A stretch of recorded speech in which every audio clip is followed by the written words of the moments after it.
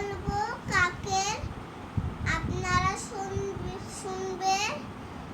ওই দূর থেকে একটা কাক আসতেছিল।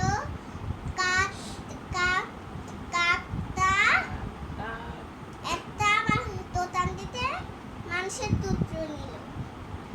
মানুষের টুকরো নিয়ে তারপর কাছে বসে ভাবতে থাকলো সেটা ও কাকটা খাবে কিভাবে। তারপর একটা চালাক শিয়াল আসলো।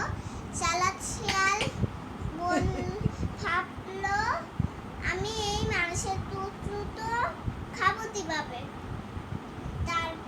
তারপর ভাবতে ভাবতে চালাক শিয়াল একটা বুদ্ধি পেল। চালাক শিয়াল ও কাককে বলল, তোমার টায়রান অনেক সুন্দর।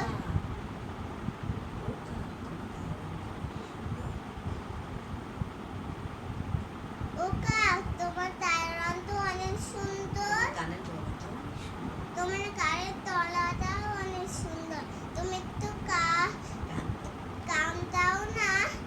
কান দিতেছিল সে